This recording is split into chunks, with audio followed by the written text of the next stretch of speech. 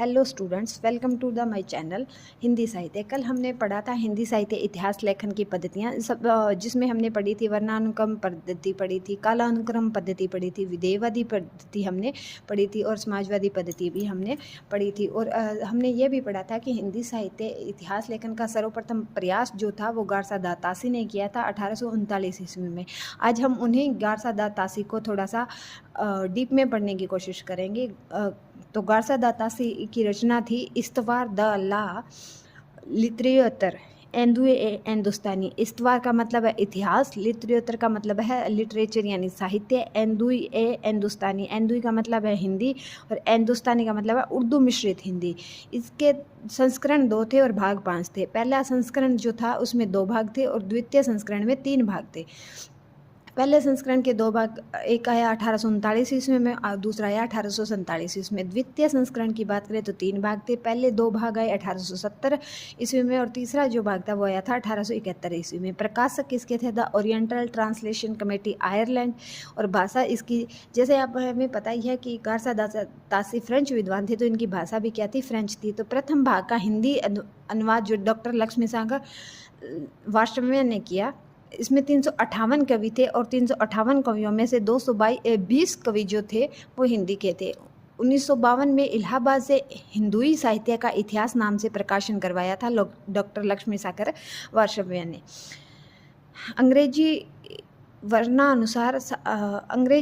अनुसार इसमें 738 कवि थे, जिसमें से 72 हिंदी कवि थे और शेष क्या थे? उर्दू के कवि थे। प्रथम कवि अंगद थे और अंतिम कवि हेमंत थे। हिंदी, पाली और अपभ्रंश के कवि भी शामिल थे और साहित्य लिखने का प्रथम प्रयास जो है वो गारसा दातासी ने किया। ये कल हमने पढ़ा था।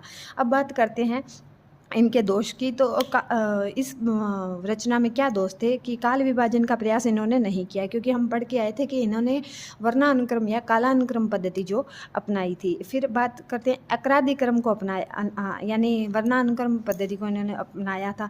तो जैसे कि इन्होंने वर्णानुक्रम पद्धति को अपनाया तो बाकी इन्होंने सारी जो विशेषताएँ होती हैं, जैसे काल विभाजन है, युगीन प्रवृत्तियों का अभाव है, प्रामाणिकता का अभाव है, ये सारी चीज़ें इनके दोष में पाई जाती है।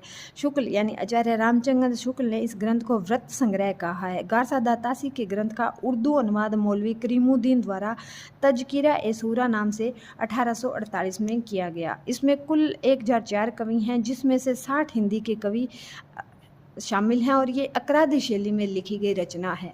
ठीक है, तो ये थी गारसा दातासी की रचना के बारे में हमने जो पढ़ा वो। दूसरा कल हमने पढ़ा कि वर्णानुक्रम पद्धति में जो दूसरे प्रयोगकर्ता थे वो थे शिव सिंह सेंगर। तो शिव सिंह सेंगर ने, जैसा कि हम कल पढ़ के आए थे, शिव सिंह सेंगर ने शिव सिंह सरोज नामक एक रचना लिखी, जिसका प्रथम प्रकाशन था वो 1878 ईस्वी में माता प्रसाद शुक्ल के अनुसार 1878 ईस्वी में हुआ था। और संशोधन के पश्चात 1883 ईस्वी में नवल किशोर प्रेस ने लखनऊ में इनका प्रकाशन जो हुआ था। कवि इन्होंने 1003 बताए हैं। जन्म मृत्यु काल दर्शाया गया किंतु अविश्वसनीय है। आदिकाल की प्रारंभिक सीमा इन्होंने 770 विक्रम संवत मानी है। पुष्य पुंड या पुष्पदंत को हिंदी का प्रथम कवि माना है। तो ये प्रश्न कई बार एग्जाम में बनता है कि शिव सिंह सेंगर द्वारा प्रथम कवि हिंदी के कौन हैं? तो पुष्य पुंड या पुष्पदंत को हिंदी का प्रथम कवि ये मानते हैं। हिंदी में लिखा गया हिंदी साहित्य का प्रथम इतिहास ग्रंथ है। शिव सिंह सरोज को हिंदी साहित्य इतिहास का प्रस्थान बिंदु भी कहा जाता है। ये इसके बारे में एक महत्वपूर्ण बात है कि हिंदी साहित्य इतिहास का प्रस्थान अगर बिंदु पूछे तो वो शिव सिंह सरोज है, जिसकी रचना शिव सिंह सेंगर ने की थी। शुक्ल ने इसे भी व्रत संग्रह मात्र कहकर पुकारा है। इसके दोष भी वही हैं जो गारसा दातासी द्वारा लिखे गए ग्रंथ में, क्योंकि हमें पता है कि गारसा दातासी और शिव सिंह सेंगर जो थे वो वर्णानुक्रम पद्धति के प्रयोग करता थे। तो इनमें सिर्फ वर्णानुक्रम पद्धति को अपनाया गया है। इन्होंने युगीन परिस्थितियों का अभाव इसमें था। और जैसा कि हम गारसा दातासी में पढ़ के आए थे कि युगीन प्रवृत्तियों का विवेचन नहीं हुआ, प्रामाणिकता का अभाव था और काल विभाजन का प्रयास इन्होंने नहीं किया। तो वो सारी ही कमियां इनमें भी थी। तीसरी बात हम जॉर्ज अब्राहम ग्रियर्सन की करेंगे, जिन्होंने कालानुक्रम पद्धति को अपनाया। तो इनकी रचना थी the modern vernacular literature of Hindustan. और जैसा कि नाम से स्पष्ट होता है कि इनकी भाषा क्या थी? अंग्रेजी थी। और प्रकाशन क्या था? 1888 ईस्वी में एशियाटिक सोसाइटी ऑफ बंगाल की पत्रिका के विशेषांक के रूप में होता है। और स्थान कहाँ थे? ये आयरलैंड के थे।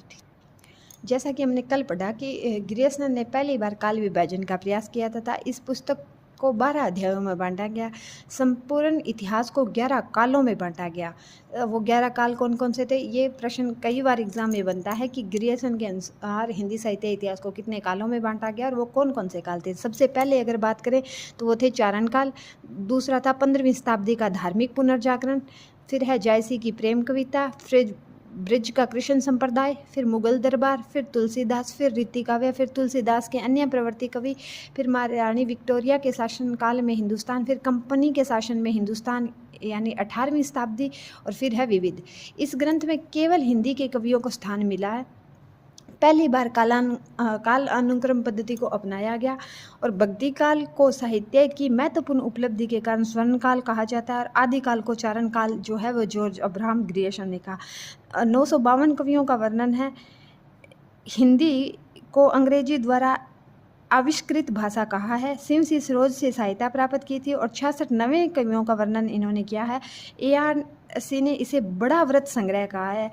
सिंह सरोज को इन्होंने व्रत संग्रह कहा था और इसे इन्होंने बड़ा व्रत संग्रह कहा है।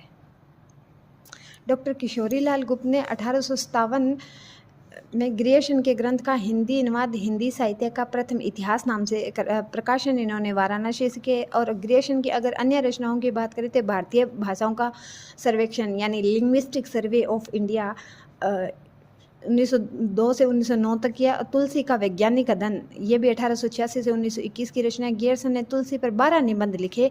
सर्वप्रथम वाचन प्राच्य विद्या विशारद सभा वियना में किया गया। ठीक है, तुलसी का वैज्ञानिक अध्ययन है उसका सर्वप्रथम वाचन है वो प्राच्य विद्या विशारद सभा वियना में किया गया। ग्रियर्सन ने भक्ति काल को ईसाइयत की देन कहा है। ये प्रश्न कई बार एग्जाम में बनता है कि भक्ति काल को ईसाइयत की देन किसने कहा है, तो वो जॉर्ज अब्राहम ग्रियर्सन ने कहा है। दोष की बात करें तो काल विभाजन की कमी है यानी वैज्ञानिकता का अभाव इनमें है। अध्यायों की संख्या अधिक है और 17 ग्रंथों का सहयोग लेकर प्रमाणिक बनाने का प्रयास इस रचना को किया गया है। ठीक है, अगर आप जैसा बात करें तो जॉर्ज अब्राहम ग्रियर्सन की पुस्तक का नाम अगर था तो वो क्या था? जॉर्ज अब्राहम ग्रियर्सन की पुस्तक का नाम, ग्रियर्सन की पुस्तक का नाम आप हमें कमेंट करके बताएंगे। मिश्र बंधु की बात करें तो मिश्र बंधु ने लिखी थी मिश्र बंधु विनोद, जिसके 4 भाग थे। मिश्र बंधु थे उनके नाम क्या थे? श्याम बिहारी, सुखदेव बिहारी और गणेश बिहारी। इनकी रचना के 4 भाग थे। 4 भाग में से प्रथम 3 भाग 1913 में लिखे गए और चौथा भाग 1934 में लिखा गया। 4591 कवियों का विशालकाय ग्रंथ है। कवियों का प्रमाणिक जीवन वृत्त दिया गया है। ARC ने कवियों का परिचयात्मक विवरण मिश्र बंधु विनोद से लिया है। मिश्र बंधुओं ने इसमें तुलनात्मक पद्धति का अनुसरण करते हुए कवियों की श्रेणियां बनाने का प्रयास किया। मिश्र बंधुओं की अन्य पुस्तक की बात करें तो हिंदी नवरत्न व कवियों का वर्णन, इसमें नवरत्न कवियों का वर्णन इन्होंने किया। इस नवरत्न थे कौन कौन से? तुलसीदास, सूरदास, देव, बिहारी, कबीर, त्रिपाठी बंधु यानी मतीराम भूषण और केशव। त्रिपाठी बंधु कई बार पूछे जाते हैं, मतीराम भूषण और केशव और चंद्रबरदाई। ARC ने इस ग्रंथ को बड़ा भारी व्रत संग्रह कहकर पुकारा है। ARC ने मिश्र बंधुओं को परिश्रमी संकलन करता कहा है। ठीक है, हिंदी साहित्य का इतिवृत्तात्मक लेखन सर्वप्रथम मिश्र बंधु विनोद से ही प्राप्त होता है। तो ये अपने आप में एक महत्वपूर्ण बात है कि हिंदी साहित्य इतिहास का इतिवृत्तात्मक लेखन सर्वप्रथम मिश्र बंधु विनोद से प्राप्त होता है। अब आगे बात करें हम आचार्य रामचंद्र शुक्ल की यानी ARC की अगर बात करें तो हिंदी साहित्य का इतिहास इनकी रचना थी। लिखित हुई 1927 में, लेकिन नागरी प्रचारणी सभा द्वारा हिंदी शब्द सागर की भूमिका के रूप में 1929 में प्रकाशित किया गया और भूमिका के रूप में इसका नाम हिंदी साहित्य का विकास था। इन्होंने अपना ग्रंथ विधेयवादी पद्धति पर लिखा और प्रकाशक थे नागरी प्रचारणी सभा काशी। ठीक है, सहयोगकर्ता की बात करें तो बाबू श्याम सुंदर दास, राम कुमार वर्मा, केदारनाथ पाठक और आधुनिक काल के प्रारंभिक प्रकरण में केदारनाथ पाठक ने इनका सहयोग किया था। 1000 कवियों का जीवन चरित्र लिखा इन्होंने। कवियों की संख्या की अपेक्षा उनके साहित्यिक मूल्यांकन को ज़्यादा महत्व दिया। ARC यानी आचार्य रामचंद्र शुक्ल इनकी रचना है हिंदी साहित्य का इतिहास, जो लिखी तो 1927 में गई थी लेकिन प्रकाशन उसका 1929 में नागरी प्रचारणी सभा काशी द्वारा किया गया। शुक्ल जी ने प्रवृत्ति मूलक इतिहास प्रस्तुत किया। इसमें कवियों के जीवन परिचय को उतना महत्व नहीं दिया गया जितना उनकी रचनाओं को दिया गया है। आगे बात करें तो हिंदी साहित्य का प्रथम वैज्ञानिक, प्रमाणिक, आलोचनात्मक और क्रमबद्ध सर्वोत्कृष्ट इतिहास ग्रंथ है ARC का हिंदी साहित्य का इतिहास। तुलसी के प्रति उनका मोह कबीर के प्रति अन्याय करवा गया। ये हजारी प्रसाद की जो कोटेशन है कि तुलसी के प्रति ARC का जो मोह था वो उन्हें कबीर के प्रति अन्याय करवा गया। क्या इसका कहने का मतलब है कि उन्होंने तुलसीदास को थोड़ा ज़्यादा महत्व दिया और कबीर को कम दिया। 1940 में इसका जो परिवर्धित और संशोधित संस्करण निकलता है 1940 में। वैसे 1927 में लिखा गया, 1929 में नागरिक प्रचारणी सभा काशी द्वारा प्रकाशित करवाया गया। इसमें कवियों की जीवन परिचय से ज़्यादा उनकी रचनाओं को महत्व दिया गया। आगे बात करते हैं हम डॉक्टर राम कुमार वर्मा की, जो जिन्होंने लिखा हिंदी साहित्य का आलोचनात्मक इतिहास। तो ये क्या था? ये इनका अधूरा ग्रंथ था। ठीक है, हिंदी साहित्य के इतिहास के 2 भागों में प्रकाशित करवाने की योजना बनाई। प्रथम भाग 1938 में भक्ति काल तक का वर्णन इन्होंने किया और दूसरे भाग का प्रकाशन नहीं हो सका, इसलिए इसको कहते हैं हिंदी साहित्य का अधूरा ग्रंथ, यानी हिंदी साहित्य का आलोचनात्मक इतिहास डॉक्टर राम कुमार वर्मा। प्रथम भाग इसका 1938 में लिखा गया, जिसमें भक्ति काल तक का वर्णन है, दूसरे भाग का प्रकाशन ही नहीं हो सका। आगे हम बात करते हैं आचार्य हजारी प्रसाद द्विवेदी की। आदिकाल के बारे में पर्याप्त लेखन किया। हिंदी साहित्य की भूमिका 1940 में इन्होंने लिखी। पद्य की दृष्टि से इतिहास ग्रंथ नहीं है। ठीक है, इनकी 2 रचनाएं और हैं, हिंदी साहित्य का उद्भव विकास और हिंदी साहित्य का आदिकाल। ARC ने आदिकाल को वीरगाथा काल माना है, लेकिन हजारी प्रसाद द्विवेदी ने आदिकाल को आदिकाल नाम दिया। तो ये प्रश्न कई बार बनता है कि आदिकाल को आदिकाल नाम किसने दिया? तो वो हजारी प्रसाद द्विवेदी ने दिया। अन्य महत्वपूर्ण कवियों में देखें तो डॉक्टर धीरेन्द्र हिंदी साहित्य, डॉक्टर नगेंद्र ने रीतिकाल की भूमिका और हिंदी साहित्य का वृद्ध इतिहास लिखा। परशुराम चतुर्वेदी की बात करें तो उत्तरी भारत की संत परंपरा लिखी। डॉक्टर मोतीलाल मेनारिया ने लिखा राजस्थानी भाषा और साहित्य, राजस्थानी पिंगल साहित्य, राजस्थानी साहित्य की रूपरेखा। नलिन विलोचन शर्मा ने लिखा हिंदी साहित्य का दर्शन। ये कई बार एग्जाम में पूछा जाता है कि ये रचना किसकी है? हिंदी साहित्य का इतिहास दर्शन। दर्शन किससे होते हैं? विलोचन यानी लोचन, नयन से दर्शन होते हैं। लोचन यानी आंखों का एक समानार्थी शब्द है, उसी से आप याद रख सकते हैं। राहुल सांकरतायन ने लिखी हिंदी काव्यधारा, राहुल की काव्यधारा, ये इससे आप इसको याद रख सकते हैं। हमारी वीडियो देखने के लिए और चैनल पे विज़िट करने के लिए आप सभी का धन्यवाद। एग्ज़ाम ओरिएंटेड हिंदी साहित्य पूरा डिटेल में पढ़ने के लिए हमारे चैनल को लाइक, शेयर, सब्सक्राइब करें और जहाँ पे कमी हो वो हमें कमेंट करके ज़रूर बताएं। धन्यवाद।